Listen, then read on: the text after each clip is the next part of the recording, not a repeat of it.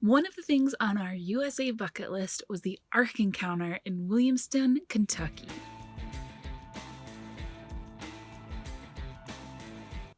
The Ark Encounter is a full-size Noah's Ark according to the dimensions given in the Bible, and that comes out to be 510 feet long, 85 feet wide, and 51 feet tall. And this thing is massive. To get inside, you walk under the ramp, the ramp that all of the animals would have taken, and then you kind of work your way into the lowest deck of the ship. You're greeted by dozens of small animal enclosures for all of the small animals. And they're actually really cleverly designed with automatic feeding, watering, and waste removal systems in place. And the way they work gets explained later in another exhibit. Then you kind of work your way through seeing some of the larger animal enclosures. There's two things about these that I really enjoyed. One, they've got model animals in those exhibits, and then they've got informative plaques on the enclosures themselves, and they're super interesting. They kind of tell you a little bit about the animal. All of the models that they have are based off of fossils that have been found, and it tells you if they are presumed to be extinct or if they are still around, and if they are presumed to be extinct, they also tell you some of their living relatives, which I think is kind of cool.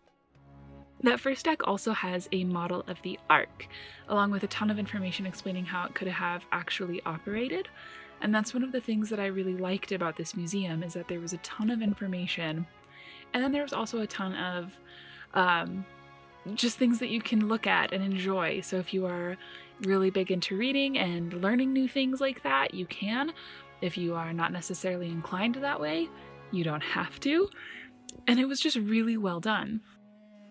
Once you've explored one deck, then you kind of take the ramp up to the next deck. So on that second deck, they actually had live animal encounters, which was so cool. When we were there, they had this little armadillo who was super energetic. It just kept running around its whole enclosure and just having a blast. It was so cute. And then there were also some really adorable little pigs and even a snake. And then the rest of this deck has exhibits explaining the animal care systems that I talked about earlier, with the automatic feeders and waterers and how they would remove waste, and some more animal exhibits. And then the third and final deck that we get to explore includes the living quarters for the humans aboard the ship.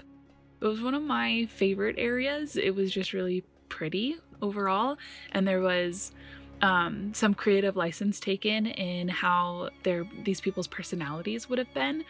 And I liked that they addressed that it was creative. It was not biblically based, but I liked what they did with it. Most importantly, I really appreciated that the mannequins in this area weren't creepy, and I feel like that's kind of hard to do.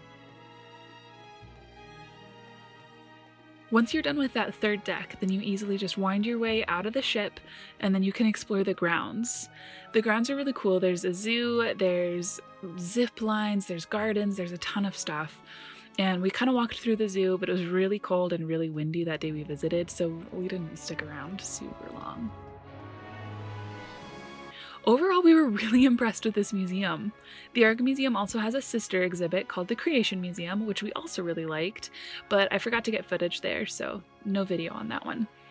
But I think if we lived nearby, we'd honestly probably just pay for annual memberships, since both the Ark Museum and the Creation Museum have super cool grounds. They've got zoos and gardens, like I said, and outdoor things to enjoy. That'd be really nice to just kind of enjoy, like whenever we wanted to. Let me know in the comments if you've been to the Ark Encounter or the Creation Museum, if they were already on your bucket list, or if now they're on your bucket list because you want to check them out. I think they'd even be really interesting even if you aren't Christian. Each museum actually discusses worldviews and where they're coming from with their worldview, so you can kind of have some perspective going into it, and I think it's just kind of interesting. But thanks so much for watching this video. Here are a couple more videos that I think you might like, and if you enjoyed it, don't forget to thumbs up and subscribe. Talk to you later.